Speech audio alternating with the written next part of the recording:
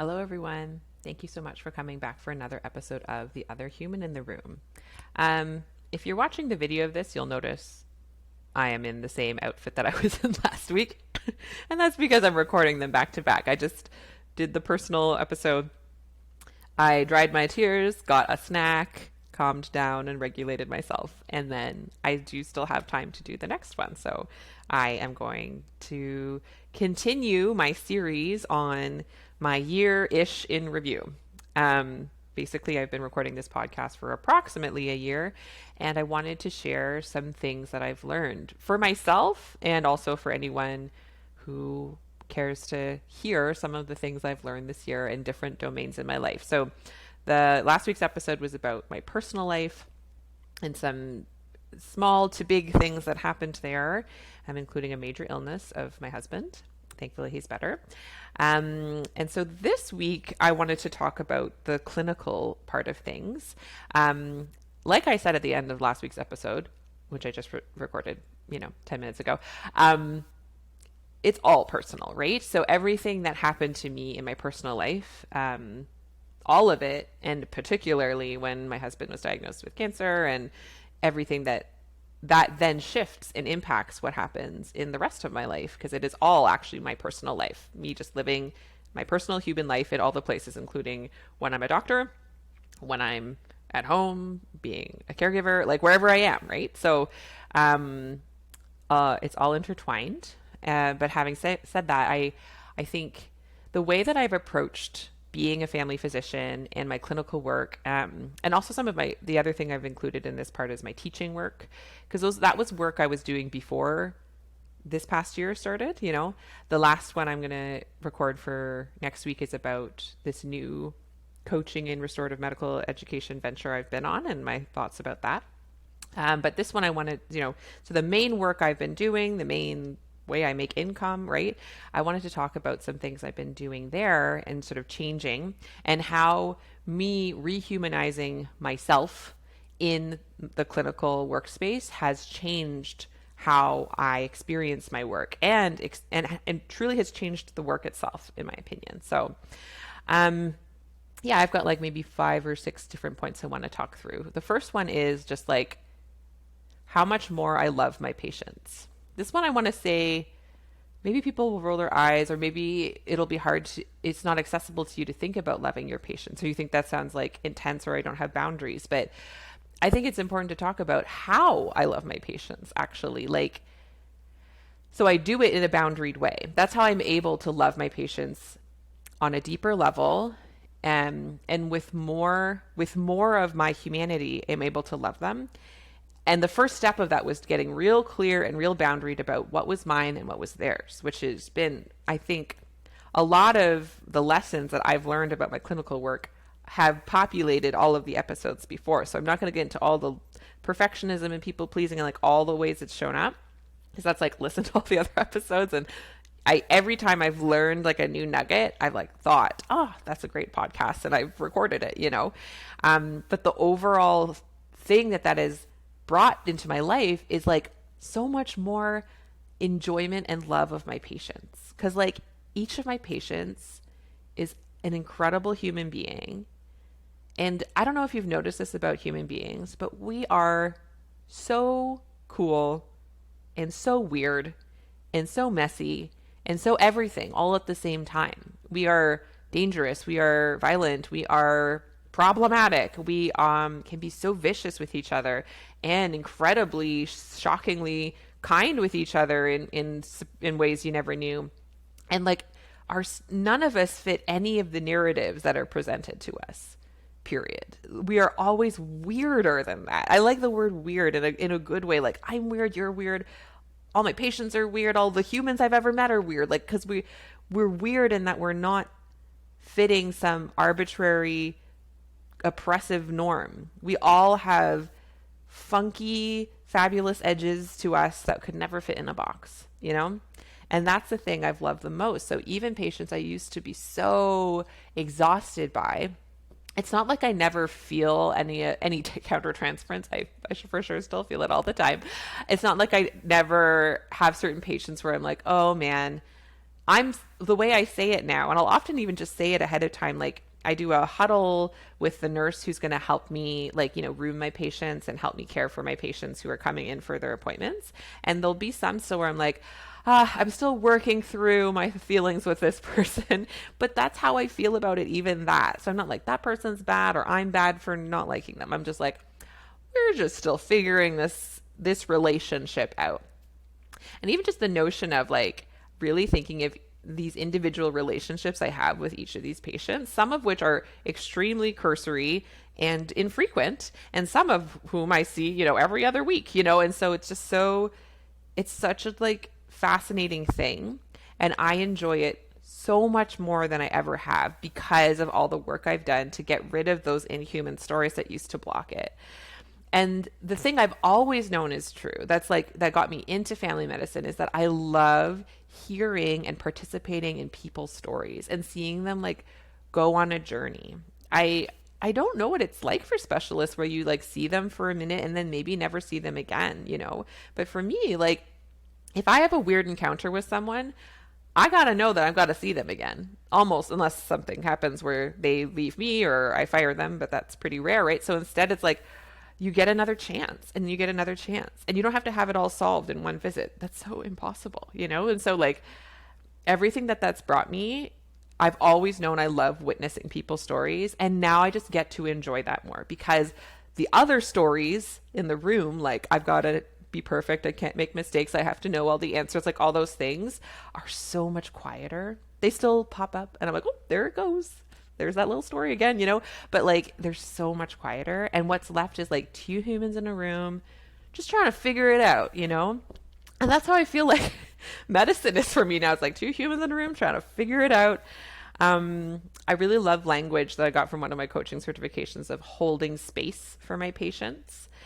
And so I feel like that's the main thing I do that is absolutely therapeutic, both for me and for them, which is like holding space to let them be them and witness them and witness their desires and their needs and everything they wish for themselves. All their fears about their body is a common one, right? Makes sense. Like, and everything they have in their lives, and just be this like non-judgmental, curious, compassionate witness to their life. And just knowing from the training I've done and the things I've read that is therapeutic in and of itself. I used to, we have this narrative and I hear it all the time from other people. Like sometimes I just don't even think I did anything in that room. All I did was listen, and we like put down that, but it's like, it is the most essential thing we can do for each other is to listen well.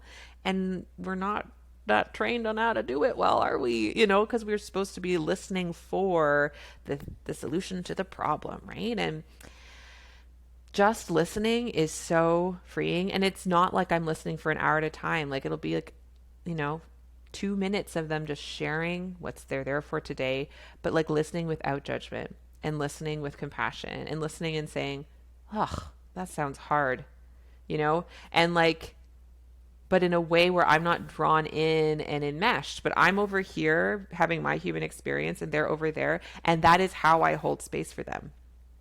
Just the whole notion of that idea and getting language through some of the training I've done to know that's what I'm doing has made it so much more rich and helpful. And like, I know what I'm doing when I'm doing that now, and yeah, like witnessing their desires, even when I can't meet them.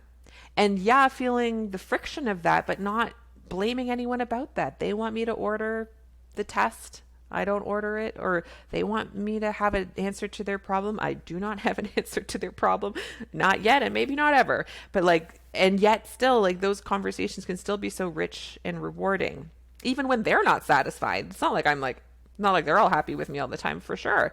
But I can still bear witness to their unhappiness with me and see them in their humanity. And it's so freeing. I would say freeing is a great word. And it's left me so much space. And like, so I would say that's my biggest lesson of this past year is like, medicine is remarkable and worth it. Not even if you don't have all the answers, but because we don't have all the answers. That's what makes it actually worth it, because that's what's real. And like getting realer and realer with how I'm showing up with my patients and my messy self, including my conditioning that still certainly rears its head all the time. So I still say yes to things and I'm like, dang, I kind of wish I hadn't. Or I say no to things and I'm like, why didn't I say yes? Like, nothing's perfect about this whole situation, but that I know that that's what we're just trying to do is like figure it out together.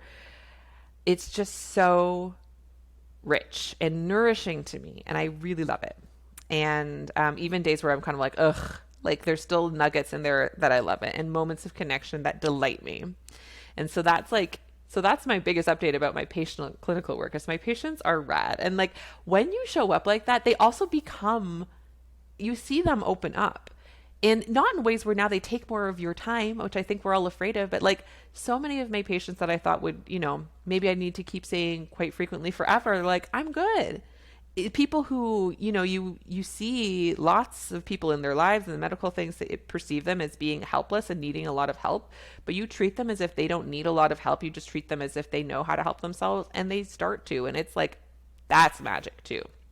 And things where you've given up hope, you don't know their timeline. No one knows each other's timeline of how this will all unfold. And it's just the best to not know that. It really is. I know it's like, oh, uncertainty is so hard. And I get that. I still feel that. But like in terms of how we know how our patients will heal, if you will, that language is odd, but find their way through the world. People are finding their way through this world, and it is just a beautiful thing. And it is inspiring to me. That's for sure. So that's like my update about my relationship with my patients, and it's good. I learn things from them all the time. I wish I could say more specifics, but obviously that would be revealing confidentiality, and I never ever would. But like the stories that I have witnessed to are incredible, and I hope they find a way to tell their story on their own if they ever want to. But like, man, people are amazing. So other things I wanted to share in terms of like kind of the process of providing clinical medicine. I've talked a lot in this past year, and I have my whole like course about restoring your time and like time management stuff. It was actually my pathway into the whole coaching world was like through a charting efficiency course, Charting Champions, Dr. Sarah Smith. And I have and continue to want to innovate around how I can offer care in a way that's not demanding more of my time. Because especially when you start to think like, what if my patients are capable human beings? What if they would like a variety of ways to access me in different methods? It really opens things up, So something I've been doing for a long time is I have a patient portal. I have a way that they can contact me. And I think a lot of people think I could never because they're already overwhelmed with their current inbox and their current demands. And I also don't think it's for everyone. But for me, it is the best because there are so many things you can deal with through just brief exchanges asynchronously that don't need a whole appointment. And there aren't enough appointments. Just like objectively, there aren't enough appointments. I know what's sustainable for me, and offering more of my time would actually not be good for anyone. And so I know where my hard line is. And yet, so like the supply is fixed in terms of appointments I can offer patients, but the demand varies wildly, right? And the asynchronous communication by having a way that they can ask me questions, now especially that I have the boundaries, so I can be like, this one you need to see in person, this one's a no, someone sending me like a long thing that's sort of mental health and me knowing I don't have to fix it. But like, honestly, I'm just like, thank you so much for sharing it. Is there anything I can do to support you? And they usually say no. They just want someone to listen. And having this other way where it's asynchronous, where I can read it on my time, I can have my like inbox time where I do it. I set it up a long time ago, but especially now, like through the pandemic, it was super helpful. And now it's just, again, so helpful. Just another avenue for people to stay connected to me. And I never want to turn it off. That's for sure. Other things like online booking, just like other ways to empower patients to access healthcare in different ways, using my team more, like family health team, all those pieces, that's just like a constant question I'm thinking of, like, how can I offer more care to my patients without offering more of my physical bodily time, And it's something I want to continue to expand on as well. Another thing I really want to do in the future is groups. And I've been talking about it for a few years, but I can sense I want to wait till I can really see clearly how to do it well and about what topic specifically. I think it'll need to touch on illness anxiety. It might end up being something embodiment related, but I don't want to rush into it. I want it to feel like it's landed in its time, and I trust myself to know when that's going to be the time for it to land. But that's what I mean, like because then it's like me with several of them, and maybe offering them the kind of care that means then they won't necessarily need me for other kinds of care because I've helped them get to know to their bodies and feelings more, so they won't be coming with expectations that a medicine will fix it. Like, I'm starting to think even beyond the more traditional way of offering care, and I'm really excited to see what might come next. Other things I've experimented with in that realm is like town halls. So I've hosted a couple town halls for my patients where they can just like come on Zoom, and it's like the webinar format, so no one can see each other, so I'm not breaking confidentiality of who my patients are. But like, I've given them announcements about, last fall when the emergency rooms were overflowing and there was all those respiratory viruses, so I gave them some like education about that and other ways they could access me, let them know about the patient portal because a bunch of people didn't know, and then another one I told them where I announced my new hours that I had shifted because of my husband's illness. In that second town hall, I didn't say my husband's diagnosed with cancer, but I was like, I did say like my husband's been diagnosed with a serious illness, and it means that I'm going to need to shorten some of my hours, but here's how you will still be taken care of. And the thing that was it was funny. There was one comment on that town hall where they're like, whoa, these hours seem so limited, which I felt the defensiveness of because I was trying so hard to sell them it was a good news story. But I mean, listen, you can sell all you want, but people are going to buy or not buy, right? And the irony is the hours were literally the same, but it's all about your perception if something's limited or not, and that it's fair that the person was noticing my personal hours were shortening, and so then it was the nurse practitioners who were picking up the rest. And so I could have made that the story of like, oh, now my patients are mad at me or they're ungrateful or la la la. But that's like one person's one point in time story anyway. Since then, I've had so many patients, like either who watch the town hall or some of them, I just see them often enough and they're like, are you okay? I definitely notice when I wanted to say I'm good, like in terms of boundaries, like I'm always interested in really flexible boundaries and still being human. So there were certain patients where I actually shared my husband's diagnosed with cancer, and others I shared there's some, some personal stuff happening, but I'm here for you, and I could get a sense of, I was get a sense and I would experiment with what seemed to serve them best, because the notion is they were not there to caretake me. I'm trying actually not to caretake them, but hold space for them. But the goal is like, I'm there to hold space for them. They're not there to hold space for me. And I felt good about how much I let certain people know, and the thing that was beautiful to receive was like patients just certain ones being like, hey, you don't have to talk about this, but I just want you to know I'm praying for you, or I'm thinking of you. I'm so sorry what you're going through, because they'd watched the town hall or whatever. And just feeling like so touched by that. Like, just like, I probably will get tearful again. Just like, it was just like so beautiful to receive. Like, this term I've heard, which is a beautiful term, which is what we can do if we get out of our own ways, is open up channels for bi-directional healing.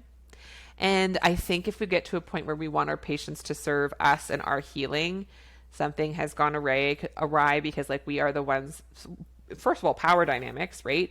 But also like we are there in service of them. I'm at my job doing this job of serving them, right? Like that's like my job.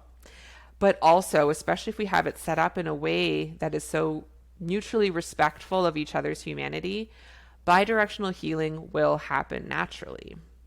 And it's not something I need, but it's beautiful when it comes my way. And the amount that people have held space for me without me knowing, where they're just thinking about me. And when they share that with me and I can receive their care for me, it's just like incredibly touching. And that's another piece of being in love with patients for sure. And so by being selectively and thoughtfully vulnerable or human and sharing that I am human, it helps them to know how to treat me like a human, And so it's to be done with care and thought, but it's possible, and it's been really rewarding. I will say that for sure. And the latest thing, I guess I released the episode before this one, so you already know I'm using this scribe, my robot friend that's helping me in my appointments. So I don't have to type in appointments anymore. Instead, I'm using this AI scribe program. So it listens to my conversations and then turns them into notes. And people, different colleagues will be like, oh, is it worth the cost? Or how much time is it helping you save? And like for me, because I was already efficient with charting, I don't know that it's saving me a lot of charting time, but the purity of not having to type. I still look at my computer. I still take some notes, but to not need to I want to get everything down. I don't need that anymore because a robot's getting it down for me. Thank you, robot. It just has been such a delight, I have to say.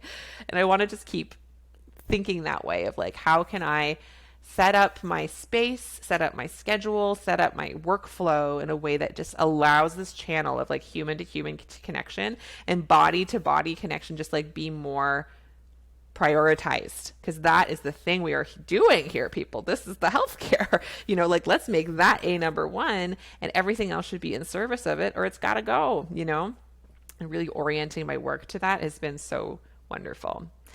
Another piece of that is trusting my team and really appreciating them so much. So obviously the two NPs that I've hired to support me and support my patients every week, and that trust in them and having that just feedback dividends of seeing them care for my patients and noticing parts of my, whatever you could say, ego or leftover ownership when it flutters up of oh, they did a better job than I would have done. Or, and that, noticing those, noticing some of my imposter syndrome rise up of oh no, they're going to be looking at my notes and what will they think of me, But even that being really good, when I hired them and I noticed all my kind of insecurities rise up, that's so good, because I know how it works now. The insecurities rise up, what they are, they're not real stories, they're the leftover inhuman stories.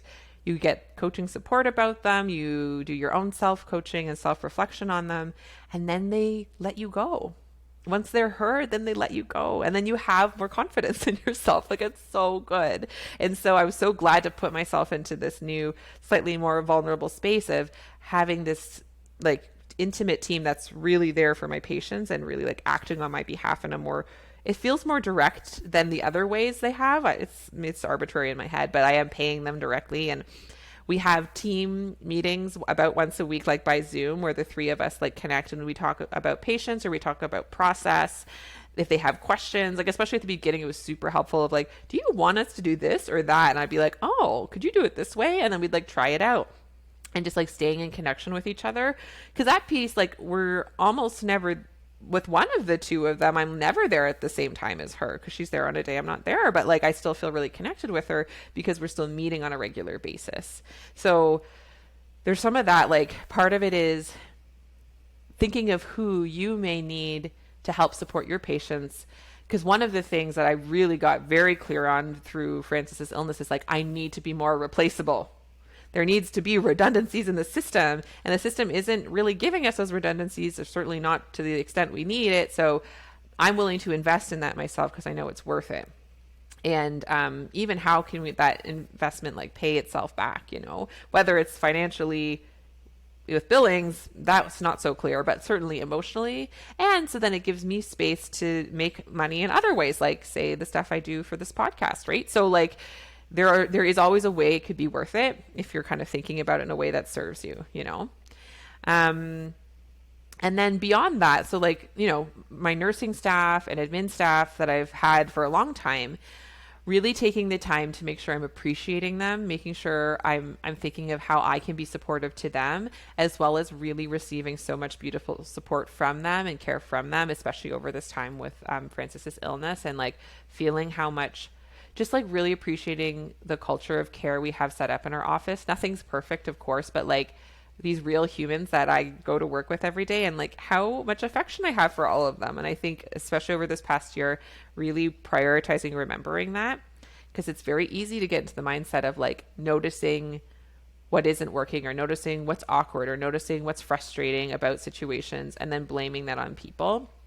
I witnessed that in those I have worked with in the past and present, and it just totally changes your experience of, like, I know I have a different work experience than some of my colleagues, and we go to the same office. And it's in part because of the stories we tell ourselves about our office. And I'll just sort of leave it at that, and that's just really interesting to know. Like, it's not to gaslight yourself if you're like, wow, I work with really toxic people. Like, there might be people that really have harmful edges that you need to back away from if they are not kind to you, But also, if you find your way to take care of yourself and know yourself well and know what you need, and then you can look at the story of these human beings that you work with and decide, how do I want to show up for them? And does that change my experience of being in a relationship with them to something that feels better to me? Usually there's a way. There really usually is a way. And a lot of it, I would say, is understanding who people are and what they can offer. And if we have an expectation they will be otherwise, adjusting our expectations maybe for that person and finding others to do that work, or finding a way to support that person to meet our expectations. But it's not that that person's flawed. That's been my favorite way to reframe. So say you have like staff that you work for you, or even other people, and you're trying to give them feedback or tell them to do something differently in their work. Reframing it always as, how can I support them? If, first of all, making it clear, do they know the work they're supposed to be doing? So clarifying communication. They may not be aware you want them to do that for you. Have you asked them to do that task, or are you just hoping they'll read your mind, right? Like, there's so much of that going on. So if it's like, hey, I would please make sure you take a blood pressure every visitor. So that's a random example, right? So don't be like, why didn't they think to do it? It's like, well, if they didn't think to do it, let's ask them to do it, and let's ask them to do it until they do it. But say you've asked them lots and lots of times and they really won't. So then it's like, what does this person need? What does their mind and their body need in order to support them to remember to do this? Is it, let's check with them. Let's coach them a bit. Is it that they're very insecure to do it? Is that they are too distracted because they are asked to do 5 things at the same time, and there's someone who needs to do 1 thing at a time, which is a human being, right? So like, how can I support them in their environment and in their thinking about themselves so that they feel empowered to do the task? It changes it. So you're never like threatening people, So that's been something feel like I've been learning for the last few years, but especially this past year, just approaching every relationship in my life like this coaching type relationship where like, I'm over here, you're over there. I will hold space for you. I will support you in a way that doesn't drain me, but I will believe that you are good inside. Just like the parenting thing I said last time, you're a good person having a hard time. How can I support you with that? And that will allow you to have the capacity to do what I'm hoping you can do for me, or we'll learn that we're a bad match and we got to go, but that having that approach is so much more generative and supportive for both of us than feeling like I have to be an authoritarian. And that I feel like I've seen played out in a few situations, in actually different workplaces I've been in. And, I feel really good about how I've shown up to those situations. And I think I've seen how they really have paid off having that kind of approach versus the breathing down the throat, micromanaging, authoritarian approach that I've seen modeled to me in past situations, So that's another lesson in there, is like trusting the team and showing up in a way, in that mutually supportive way. Yeah. Oh, one of the lessons I have here is like, yeah, again, like I said last time about receiving more care and help, because, with my personal life having more demands, there's been times where I've had to ask for more coverage or help or last minute, support for last minute clinic cancellations, for example. And so something, I think I've said before, but I'll say again, like, instead of feeling guilty and apologizing for them to have to do more, instead I feel gratitude and thank them for doing that for me. So they're not having to take care of my guilty apology feelings. They know that I appreciate that they're doing something extra for me. It feels better for me. It feels better for them. It's gold. I will say it 50 million times. Now when I see the emergency room reports coming in, instead of being like, oh no, they think I'm a terrible doctor, like it might automatically still come up. But also I'm like, thank you, emergency room team. Thank you for doing that part of the workup. Now I don't have to do that. Thank you, person on call who saw 3 of my patients. Thank you for being on call for my patients. I'm happy to be on call for yours. Now my life is full of gratitude instead of full of guilt and resentment. It's just so much better, guys. I don't know how to say it enough. It is so much better, you know? And then the other piece around colleagues, especially like I'm in an office with 5 other docs, and most of them, well, they've all been in practice for longer than I have. And I think, especially at the beginning, I had a lot of like needing to make up for that and being like the new kid. Also, I just have the framework. Like, if you put me on a group project, I'm going to be that girl on the group project that tries to take over the whole project in a nice passive aggressive way. But I will be like, do you want me to just do all of this for you? And then you just get to sign your name. People are like, sure. And I think I had a little bit of that energy for a while with my practice. Not completely, and it's never one story, right? But like this past year, especially because I really had limits on what I was willing to do, we've had some sort of big projects in the background, things we've been working on as a clinic. And I've had to specifically say, I do not have capacity to do this. Can someone else do this? Or reach out and be like, hey, this one colleague, I think you're better suited for this. Could you take this over, please? And that felt so weird for me and was so, so good. And so instead of just thanking and how can I support you as a secondary person and being responsive to them and knowing that that's actually me still being a leader and still like by supporting them to do their leadership work, like we can be all co-leading this whole thing. It has been very freeing and has helped me feel closer and more connected with my colleagues versus there were honestly were times in the past, and it's not because of them, but for me taking on so much and being like, I'm doing this all for my colleagues and they don't even notice, but it was just like a story in my head, you know, and this feels a lot better. So strongly recommend that approach to any kind of group environments you might be in. It's a process to get there, and it's sort of undoing the stories that you think you have to be in control and really be getting clear about what you are absolutely not in control of anyway. And that's just been really rich learning there. An overarching phrase that I relied on a lot from Adrienne Marie Brown of Emergent Strategy fame, Emergent Strategy, one of my favorite books for sure that I've discovered this past year. One of the phrases in that book is move at the speed of trust. And that has been such an ethos for me. That has been such a intention setter for me with patients, moving at the speed of trust. How much do I trust myself and them to do this versus that, you know, moving at the speed of trust with my staff, with my colleagues. It's not like I have to be bearing my soul to everyone and hoping they catch the pieces. Like I can mostly act like my people pleasey self with this one person who really triggers me, and then just trust myself a little more to say a little no next time. You know, it's okay. There's time to let things unfold. You haven't failed the exam. There are no exams. We can move at the speed of trust, of figuring out how to trust yourself more, and through trusting yourself more, trust others more. And that's the secret. I don't know if I've said that enough on here, but if you want to trust others, it starts by trusting yourself to be okay, even if they are not on board. You know, that's how you make a good relationship, is through a good relationship with yourself. So I would say that's what I've wanted to share that I've learned about my team and my clinic environment. A new thing that I did this year that I've never done before was having my first learner with me in a clinical rotation. I've never done that before. I always had too much, I guess it was like imposter syndrome-esque, but imposter syndrome, which underneath was just like uncertainty of something new and unfamiliar. Like, of course I would be an imposter. I've never done that before, you know? And, thankfully had a really fabulous first learner, though you wonder, maybe they'd all be fabulous if you view them as such, right? But this one, just like recognizing her strengths and what she, and her capabilities and what she was already good at.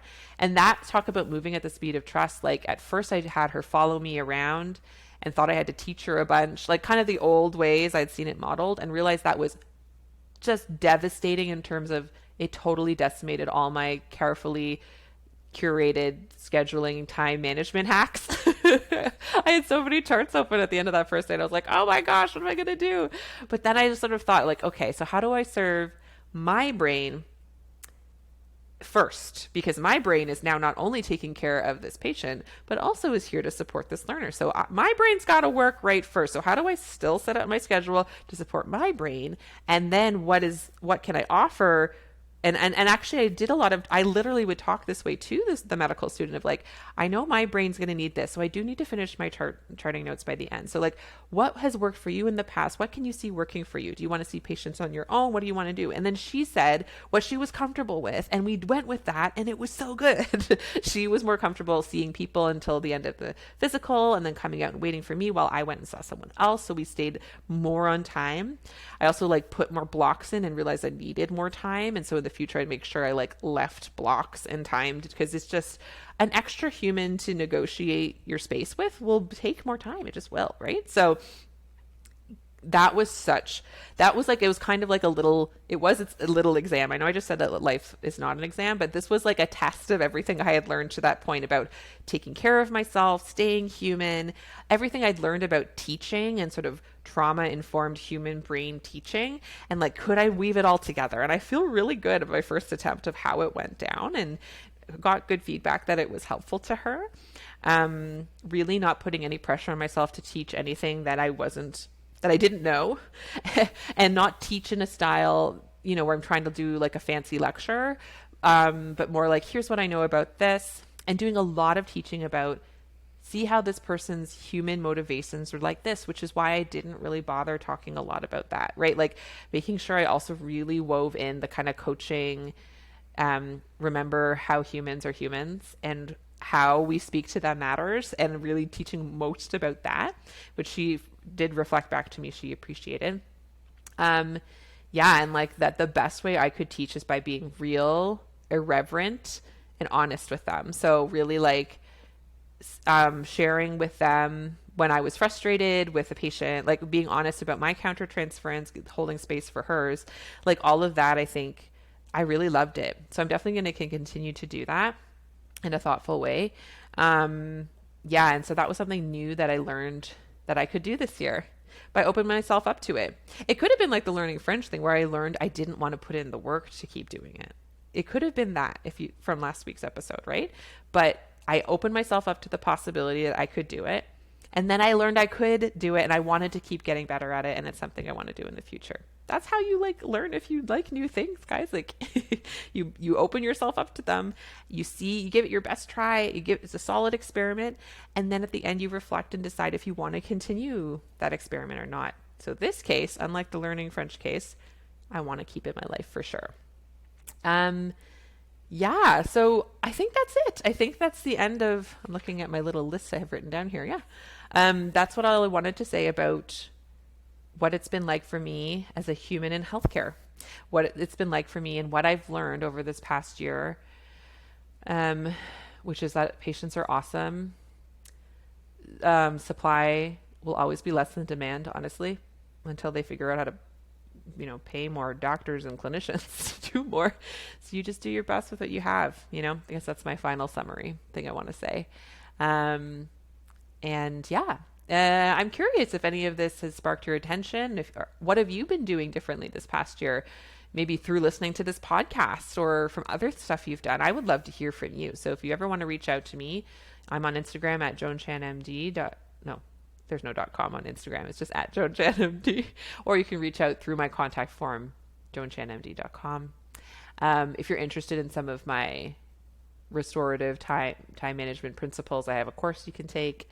And you can share what you're doing with me in that course, and I will help you iterate. So I would love to see you there. And I think that's the main things I wanted to share and say.